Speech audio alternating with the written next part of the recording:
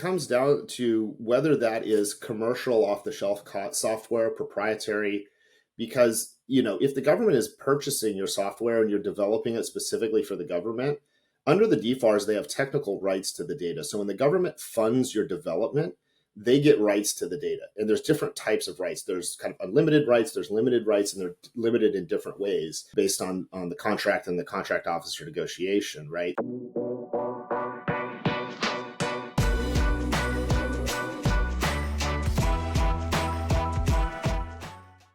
Welcome to It's Fine, the podcast where we jump into the intricacies of technology and policy shaping our world, brought to you by Hunter Strategy. This week, we're exploring a topic at the heart of cybersecurity and national defense, the FedRAMP Equivalence requirement recently clarified by the Department of Defense Chief Information Officer for cloud vendors eager to supply the defense industrial base. With the landscape of cybersecurity constantly evolving, these requirements are more crucial than ever before for companies aiming to operate with defense sector especially. To shed light on the complex subject, we're thrilled to introduce our special guest, Alex Trafton, the Senior Managing Director from Ankura Consulting. Alex brings a wealth of knowledge and expertise in cybersecurity and cloud computing, having navigated the intricacies of regulatory compliance and strategic consulting for organizations operating in sensitive critical sectors. His insights into FedRAMP equivalence will not only clarify these changes mean, but also explore implication for cloud vendors and the defense ecosystem as a whole.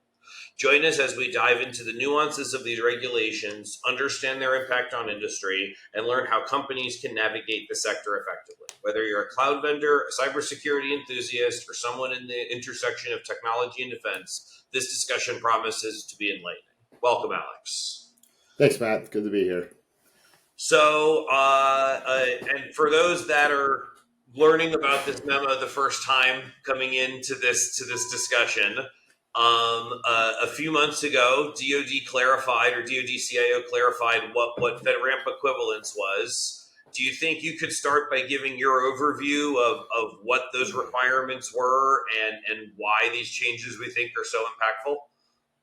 Yeah, so I think we really have to start at the center of gravity for cybersecurity requirements for defense contractors. And so in 2010, the Biden administration issued this CUI, the Controlled Unclassified Information Executive Order, which required agencies to start developing this classification of data that wasn't classified, needed to be shared, but still needed to be protected, right?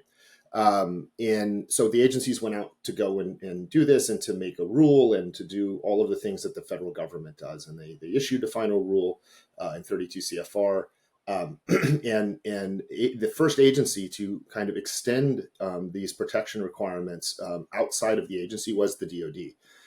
The DoD in 2013 went through rulemaking and issued the first DFARS 252, 204, 7012 contract clause, which laid out protection requirements for CUI. And that was a subset of controls from NIST 853. At the same time, NIST created Special Publication 80171, which is protecting CUI and non-federal organizations. Those two married up, and the DFARS 7012 was updated to include 80171 as a requirement for defense contractors. So that's been in place since 2017. The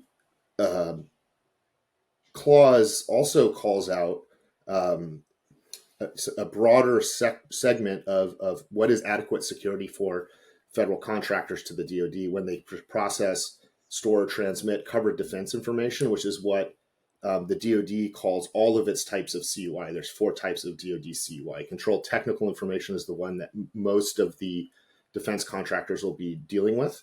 There's also stuff that relates to nuclear energy and things like that. And so this adequate security standard is where 80171 lives. Now, this is pretty much the clause that every defense contractor gets because contracting officers throw that in the contract as just a default, right? There's instructions on how contract clauses get put into contracts for contract officers, and it's very broad. So most contractors get this. Now, in that adequate security section, there's also a section that addresses the use of cloud computing because the DoD understood that many of these defense contractors are using all kinds of cloud products, right? And the logic on CUI was the DoD is required to protect it by statute, right, or by executive order. right? They give it to the defense contractor. They are at no lower level required to protect that data. The government is still required to make sure the data is protected. So it extends logically that if they then put it in a cloud environment, that cloud environment must meet certain security standards, right? So what they stated was that the cloud product would need to meet FedRAMP moderate baseline, authorization or equivalency, right? And equivalency wasn't defined, right? They just said it needed to be equivalent. And the logic for that is CUI in the US government is classified as moderate impact. And so for those that are familiar with the RMF, the NIST RMF, that federal information systems to hold CUI must have a moderate baseline authorization, or a cloud product must have a FedRAMP moderate authorization. So once it went to the contractor, they said, well, they're not a federal entity, so we're going to tailor this special publication from NIST 800-171 and take out all of these federal requirements, and things don't relate to confidentiality because we don't care about the availability of their systems, right? But once it goes back into the cloud, well, now we need it to be FedRAMP moderate, right? So this was ambiguous for a long time. The DFARS clause went through several updates.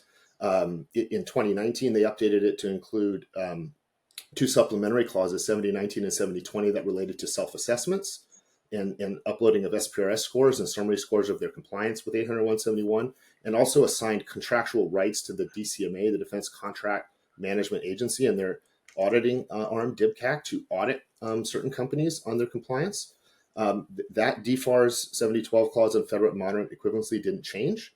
They issued the initial CMMC cybersecurity maturity model certification proposed rule that got withdrawn. They've now reissued that. When you look in the CMMC rule and you look in the CMMC assessment guidance, it requires these third-party auditors to also evaluate whether the cloud systems that are being used by federal contractors, defense contractors, are FedRAMP moderate, authorized, or equivalent. Now, what does equivalent mean? Companies were saying, well, they have an ISO 27001 cert. They're SOC 2 certified. Everything's good. Well, I think that, in the course of these DCMA audits, it was discovered that not everybody was using cloud products that were equivalent. So the DoD issued this memo, which basically gave that very strict definition of what equivalency means. And it's set to kind of upend a lot of how defense contractors are using cloud services. So a couple of thoughts. First, I think that I almost feel like it was intentional that they did not clarify what that moderate equivalency was. Mm-hmm. And I go back to FedRAMP's charter, which is to authorize between 12 and 15. I think it's 12 or 15. I don't remember what number, but that's how many new systems that they're funded to bring in a year from a JAB authorization perspective. Forget agency auths. There's other ways into FedRAMP, but that's less than 0.5% of systems that probably want to be able to be used by the government. And that's just on the vendor side. Okay, let's assume there's less of a demand internally than there's a desire to sell. That's still 5% of the systems the government probably wants available a year. So by 2040, we should have all of those systems available in FedRAMP at this current rate. And that's assuming that the market stays static and no new cloud services become available, because that's usually our experience.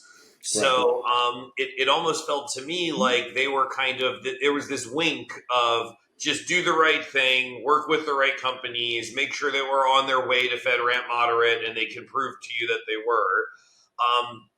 What do you feel like was the catalyst that kind of got them to clarify? Was it that they just waited too long in ambiguity? Defense contractors weren't doing the right thing?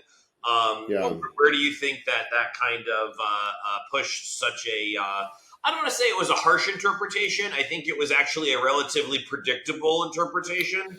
But why did they do it so quickly and when they did it? So a few points come to mind. I mean, the first on FedRAMP, right? So to have a FedRAMP authorization with an agency, you need an agency customer. A lot of the cloud services that defense contractors are using won't have an agency customer. CAD CAM software, things that are development manufacturing related, the government's not manufacturing things, right? So I think there was an understanding that ultimately that there weren't going to be enough FedRAMP authorized products, to your point, just not only because of the scope and scale, but the authority of FedRAMP. right? The authority of FedRAMP is a risk management and authorization process for federal agency acquisition. And we're really talking about non-federal agency acquisition of cloud products. I think the other thing is that my guess is, right, and I don't have any particular evidence to suggest this, is that what the DIBCAC was doing was saying, okay, you've got these cloud products, show us the body of evidence that shows they meet FedRAMP. And someone came back with a body of evidence, and DIBCAC said, well, it's not good enough. And they said, well, prove it's not good enough in the contract language, right? Because it says equivalent. What does that mean? And it's not defined in the definition of terms in the contract clause. And so there may have been litigation. There may have just been a tense exchange. But I think the reaction from DoD is driven by a few things. One is to define it, and two is to tighten up the risk management of that, right? Because when you do an authorization with an agency, right, the agency authorizing official can say, you have so many controls implemented, you have these POAMs, we're looking at what the risk to the data is. We can accept the risk of unimplemented controls with POAMs, right? But when a contractor is using a system, the agency isn't able to manage that risk. They're not able to evaluate which controls are implemented, which aren't, which can be POAMs, which can't, what are the remediation timelines. So what they've always done is set that risk tolerance in advance. 800-171 is a great example. They said, this is the minimum we'll tolerate with respect to risk. You have to do all of it. There's no accepting unimplemented controls. And I think that's exactly the logic they carried over and said, in this FedRAMP equivalency memo, there is no opportunity for POAM. They need to provide a body of evidence that shows they meet all the controls, because the agency is not there to make that judgment on risk to the systems, right? So I think that's what drove this FedRAMP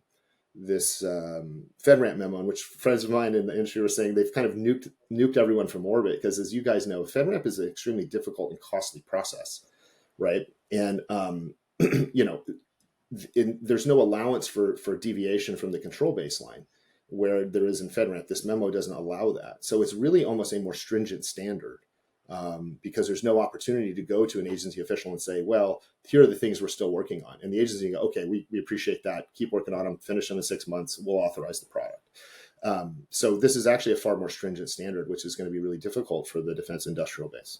I'm curious your interpretation, because I might have read it a little differently, and you're definitely better at reading these memos than I am, which is to say, you're right. When you have a FedRAMP, you can have POAMs, and you can't really tailor the baseline, but you can have delays in control implementation and mitigating controls and other things in between. First of all, that has created all kinds of fun problems, because nobody understands cloud inheritance, and people are claiming inheritance from controls that are in fact POAMs. But that's not the issue we're going to talk about. But what they said was that they actually allow you to have a POAM list in this. You're right. In fact, you're required to have a POAM list in this FedRAMP equivalency memo, and that has to be adjudicated by your C3PAO.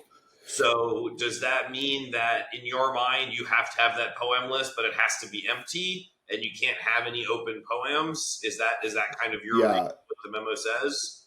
So POAMs can be unimplemented controls. They could also be system vulnerabilities as you go through and do vulnerability scanning. So POAMs is a broader topic than just probably unimplemented controls.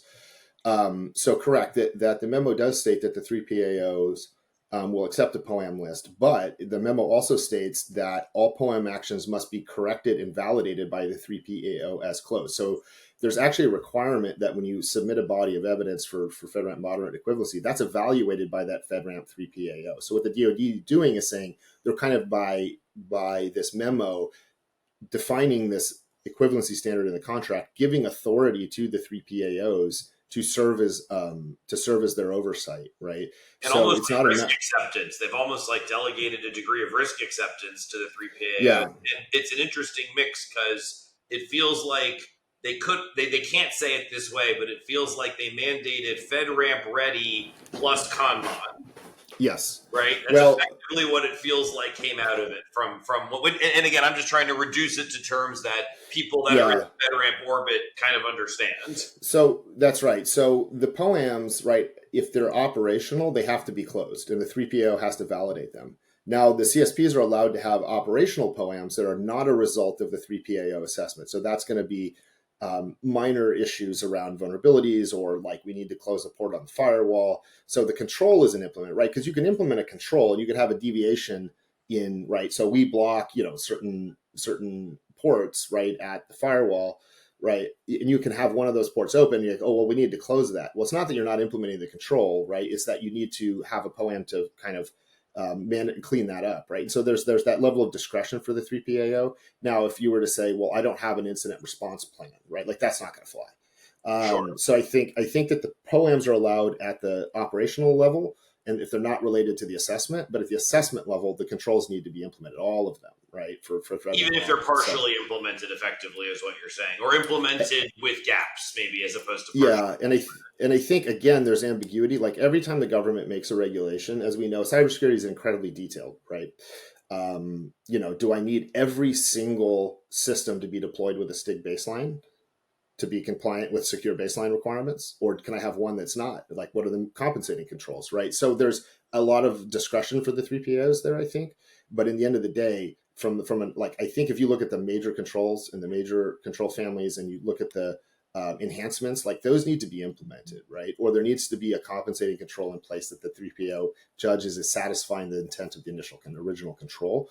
But again, you're going to be allowed to have POAMs because theoretically the POAM process manages everything. Like I discovered a vulnerability.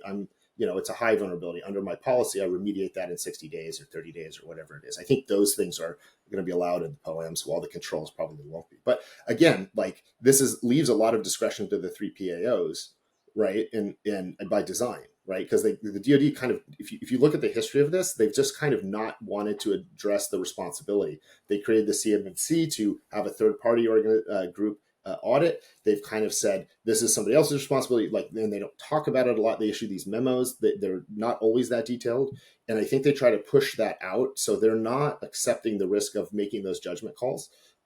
Because a lot of time, I think for good reasons, they're not qualified to understand your systems. They're not qualified to audit your systems, right?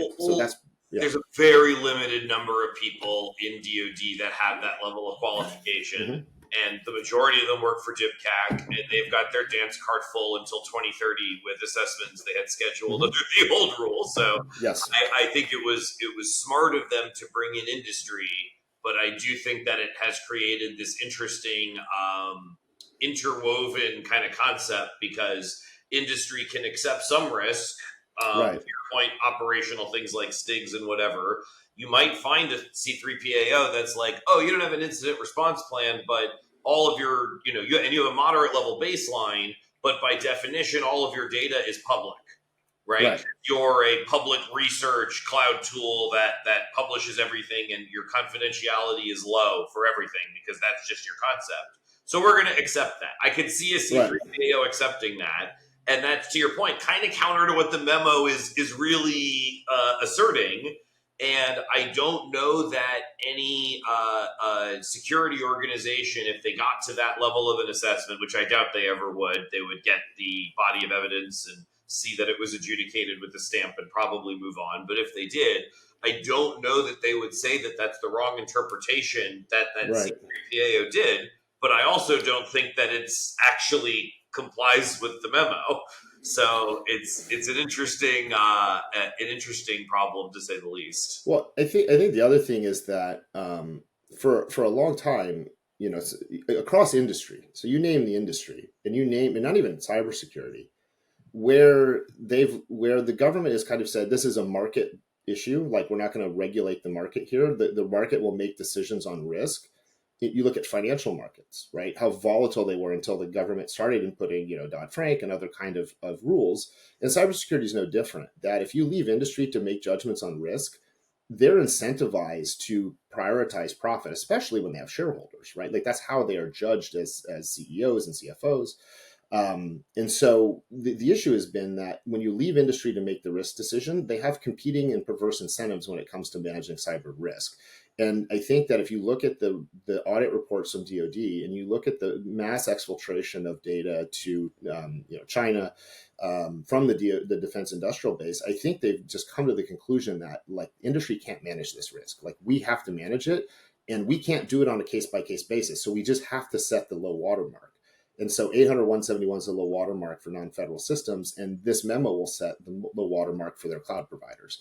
And I don't think the DoD is going to be very interested in having any discussions about how to modify that. And they're just going to say you're going to need to do it as a condition of playing the game. And I think it's probably a good thing when you look at the criticality of the data that's going missing. One thing that and I have a little graphic I'm going to share here, but one thing that I found is that customers that work with Hunter come to me and say, where do I fit? Do I need Yes. to be FedRAMP equivalent? What am I? And Yes. so I tried to come up with the visual here, and I'm curious as to your reaction and your thoughts of kind of this kind of spectrum that I'm defining. And again, I say I'm defining because I made the spectrum. These are very, very much the rules. The software producer rules are from the executive order. The ESP and CSP rules are very much from the DFARS.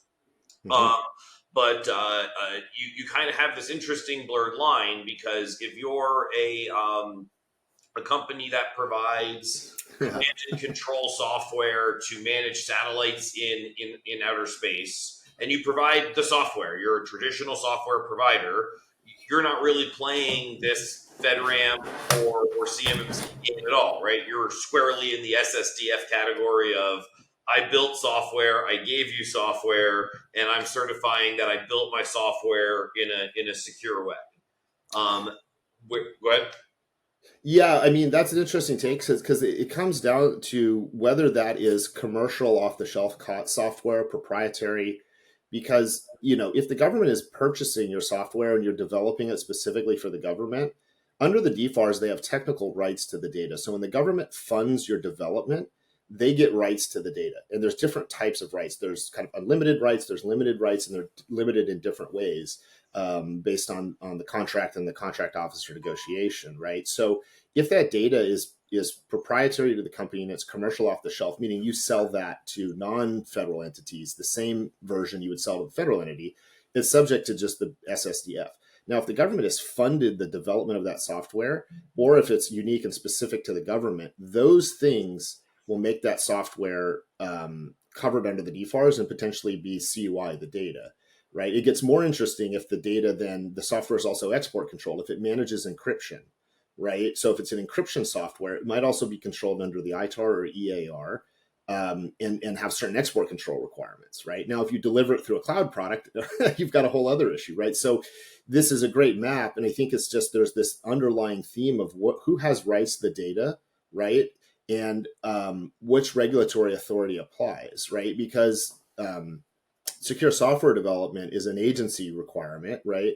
And CMMC is an agency requirement, and FedRAMP is an agency requirement. But like export controls, right? Those are just apply to you as an American. Like it doesn't matter like whether the agency is purchasing or not. If the data manages encryption at that level, it's export controlled, right? If it involves the command and control delivery of malware, right? It could be potentially a weapon. That's a USML item under the ITAR.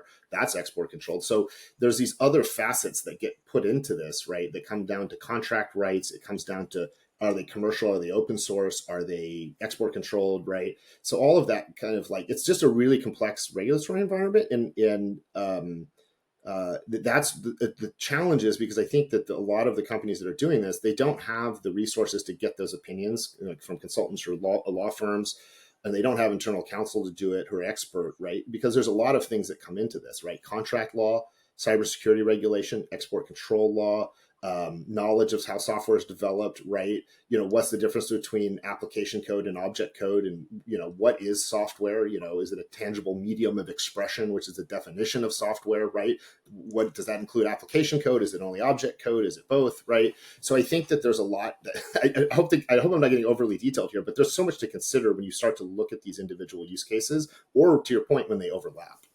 Well, and that was the one that came to my mind from a conversation recently. I mentioned that command and control, it's a real life customer of Hunter's. They're, again, purely a software producer. And by the way, they're not yet selling this to the government. They're currently selling it to defense industrial base. So they don't even really need to do the SSDF thing at the moment, unless their agency requires that as part of their supply chain things in the contract. But that company that they sold it to is most certainly going to be having CUI on that environment. And then they're like, but wait, our software phone's home. Well, now I got some really interesting questions about, does that make you an ESP because it phones home? Well, it depends on how it phones home. Are you phoning in? If you're phoning in, maybe you're an ESP. If it phones home, it's got to be phoning home to FedRAMP moderate equivalent infrastructure. So Right. there's a lot of layers to this onion that get really interesting as people understand that you only build software, but you're hosting it in a way, and now the customer you sold it to put covered data on it, Mm-hmm. and then now it broke because what you sold was more of a framework than software, and someone's got to go in and fix it, and now all those responsibilities get super murky. So it's going to be an interesting journey for people trying to sell software, not just to the government, but as the government moves things like satellite and space operations to industry, where again, you're now into export controlled information, you're now into CUI, depending on what they're gathering and for whom and how their contract is structured, and any number of other pieces in that supply chain. So it definitely, to say the least, it's going to take a lot of people a lot of time to wrap their heads around it. Another interesting thing you brought up is this ESP notion, right? Because in the DFAR 7012, which is the CUI clause, if you share the CUI, the covered defense information, with someone to deliver a performance under the contract, you're required to flow the clause down, which basically forces them to be compliant theoretically. But in FedRAMP, like, you have this concept of direct impact metadata, indirect impact metadata, right? Which is very sensibly included, right? If I give vulnerability information out about the systems, like, that could potentially be allowing access. So the CMMC rule, actually, the proposed rule clarifies this and says that if you use an external service provider who has security metadata, and they don't define direct impact versus indirect impact, they just say if they have metadata, which is not well defined, logs, host names, usernames, and et cetera in the rule, which is a bad regulation, right? Et cetera is not good. That they also need to meet CMMC level 2, right? If you're CMMC level 2, but if it's in the cloud, right, they also probably have to meet FedRAMP, right? So it becomes this very interesting extension, because once you start to look at, it's your point, once the agencies are peeling back the onions, right, and it's just over time that they figure this out, there's just a lot of nuance there that needs to be addressed. And every time it gets addressed, it really increases the scope of the regulation and the owner and how onerous the requirement is. And so, like, this applies to external service providers, you're right. And if you create software and you're managing that back end to the software, let's say you sell software to the government, that government has rights to it as CUI data, your development environment. Well, how you manage patching, how you distribute, like, what are the distro chains for your software, right? Is it using FIPS standards to hash and do checksums of that data? Is it using FIPS validated encryption to transmit the software?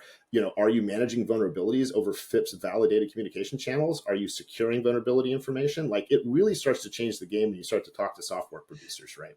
I was going to say, and even more fundamentally, and this gets to the technical challenges that this brings to these companies providing the software, where do you host your source code? Is it on GitHub? Because if it's not in a certain version of GitHub, it's not FedRAMP moderate, and that is very much. Even calling that I understand it's metadata under the concept of what we're talking about, right. But even to think that the source code is metadata and not like the brain of the thing you're doing is kind of funny to me, but it very much is. Good news for software producers. It is not CUI if it's lawfully in the public domain.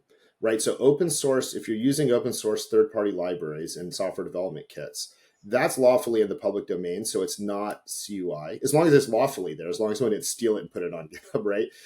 It's lawfully in the public domain. Now, it's not CUI, right? But where you're developing it and compiling it to create a new product, right? Which then has... Where the company IP is now can very much be CUI. Right. Or at least metadata that has access to CUI and is therefore covered by CUI requirements. Right. And so there's two things that matter here. Once that gets joined with something IP that the government owns, right, under the contract, it becomes CUI. And also, if it becomes something that creates a military capability, potentially, that becomes ITAR. Right. And so you've got this intersection of, once you start to merge code and write your own code and join it and create an application, that application can take on certain properties, whether through intellectual property rights or through its end use, right? As a USML, United States Munitions List, ITAR controlled. It could be controlled under the EAR, the Export Administration Regulations, the Commerce Control List as dual use technology. So the thing is, you have to create working definitions of what CUI is for you, what metadata is for you, because again, it's going to be important because the government doesn't really understand, right? They're just writing a contract and flowing down standard contract language. The companies need to create working definitions that are defensible and say, this environment is not a CUI environment. Our test environment, not CUI. Our dev, our prod, CUI, right? And so there's ways of doing that and creating those working definitions to effectively manage these regulatory requirements, because ultimately you're the expert, not the government. And once you get the CUI, you're also the authorized holder under the CUI rules. And so you get to make certain decisions about security that are afforded you, not in the contract, not in CMMC, not in FedRAMP, but in the original CUI executive order. It's important to read that and understand when you're authorizing alternative safeguards, when you're flowing down contract clauses, when you're defining system boundaries. That's your job. That's your responsibility. That's your authority. So that's why I tell companies, always get these working definitions going, make them defensible, build your cybersecurity controls around them, and go forth and prosper. You actually that's a perfect segue, because that already answers half of what my next question was going to be, which is what strategic advice should we be telling these vendors to start off with? So having good definitions, understanding your responsibilities for your protections, those are two really good ones. I think one that I would add, and I'm curious what other ones you would have, is while you want to set a heavy balance of not just throwing everything in the high water mark, because that just gets unnecessarily expensive and restrictive on commercial non-government business, but also having a reasonable, a reasonably segmented pool that is high water mark, where you feel comfortable operating, your developers feel comfortable operating. I'm thinking like annual security training, all those other things that feed up to it, because I can assure you that most developers I work with know CUI is the thing that's on top of some documents that they get sometimes, right? They don't think about it in terms of code or schemas. And I can tell you from personal experience, I'm dealing with this with an Air Force contract right now, where it's an entirely unclassed program. There's some proprietary commercial information, because it's having to do with commercial air carriers giving safety data to the government. So that's not CUI, but it is commercial protected data that the government has agreed to protect. But then somebody came back and said, well, you can't have the schema to the database in your environment. It's CUI. And my thought first was, well, yeah, we can, because we're following CMMC and 801. Like, we absolutely have built our systems to support us having CUI. And so there's not even a good understanding on the government side is what when you have a thing, what does that mean you can do? And then I'm also going to come back and challenge what makes that data schema CUI. Not the data itself, fine. CUI, proprietary, commercial, whatever you want to call it, totally agree that needs to be protected.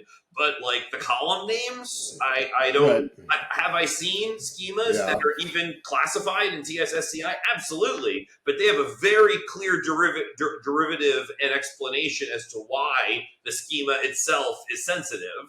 And in this case, again, we'll figure it out. It's a relatively new project to us, but I just don't think that that's true. I think that that's a misunderstanding of what protected metadata really should be, because that's not security metadata. That's informational metadata, and it's frankly very boring metadata. It's nothing that would have any strategic adversarial advantage to anybody. Right. Yeah. I mean, so I think there's a few buckets that I would recommend. One is basic blocking and tackling, right?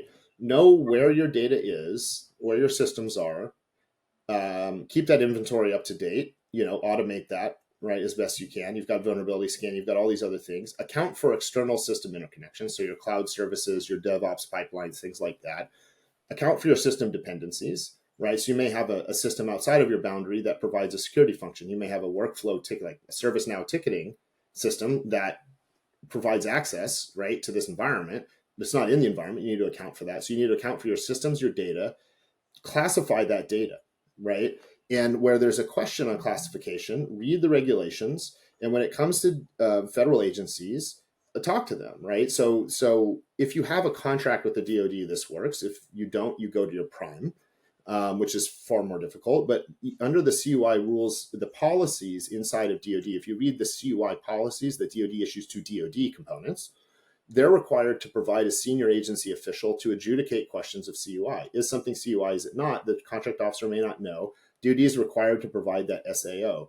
When the government says something is CUI, it doesn't necessarily make it CUI. It means the contract officer thinks it is.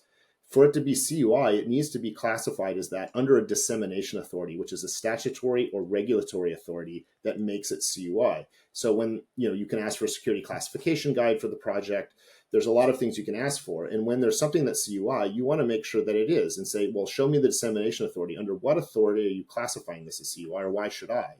And document that record, because there may just be a fundamental disagreement, but you want to document that and say, we've done our due diligence, we disagree, we're the authorized holder, so we've made this judgment call, right? And I think you have some opportunity there for negotiation, or at least to document your logic. And I think the other thing is, to your point on this metadata and all this other kind of data, just like I think of differential security, like segment your networks to high impact, medium impact, low impact, classify them however you want. CUI goes in medium impact, for instance.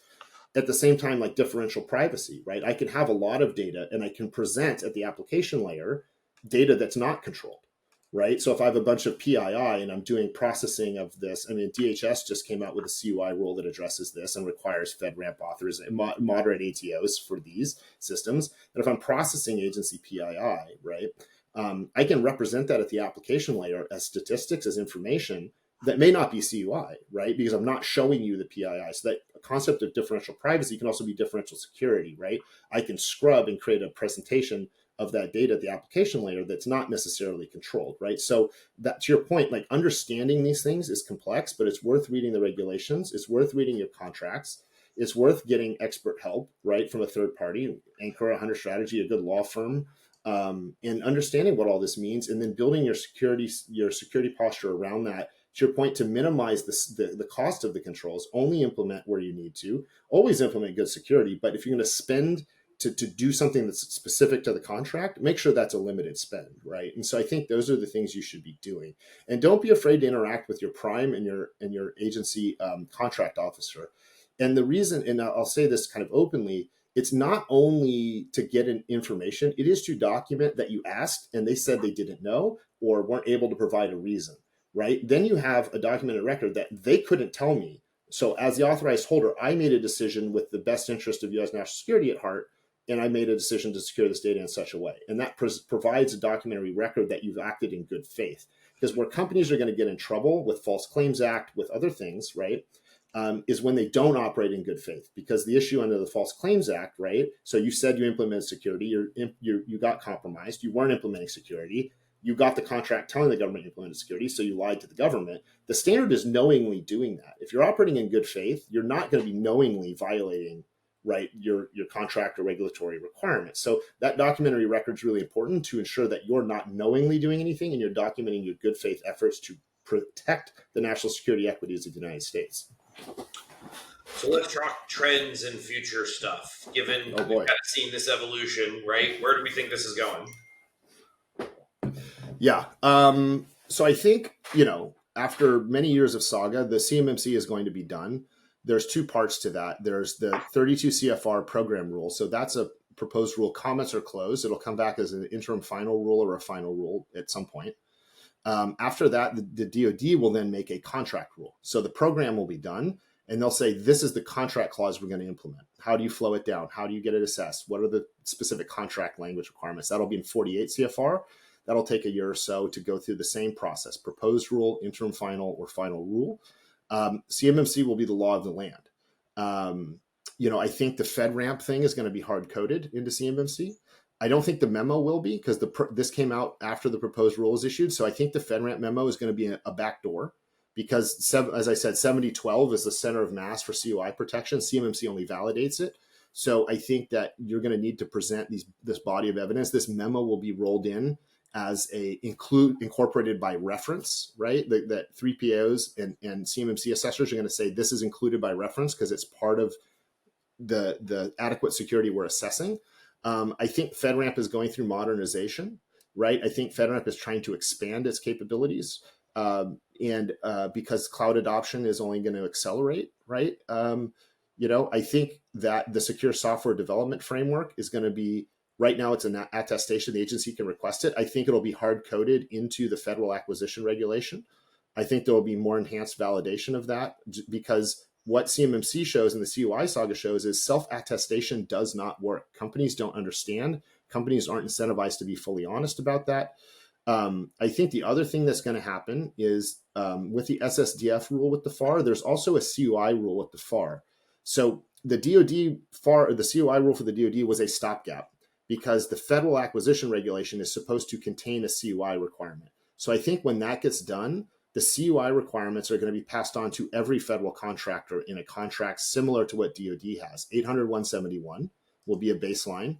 So if you're making ranger hats for the park ranger and you have a deal with the Interior Department and you get that park ranger's name, phone number, address, and hat size, you've got CUI. And the question will likely be answered in the rule that if you use a cloud provider, it'll need to be FedRAMP moderate. So these will get extended into all federal supply chains. DHS just issued a CUI rule that said they needed a moderate ATO for processing data for the DHS. And DHS said, we are deferring other contract requirements to the FAR rule because no other agency wants to go through what DoD went through, right? So you've got those are going to be heavily impactful, tying in CUI requirements, tying in FedRAMP, and tying in secure software development. And the other thing you're going to see is more intense regulation and oversight of artificial intelligence, right? I think that right now, high performance computing assets are export controlled, but I think what you're going to see is generative AI models created on those assets are also going to be controlled, and their model weights and source code and things like that will be controlled. So I think there's going to be a lot more scrutiny.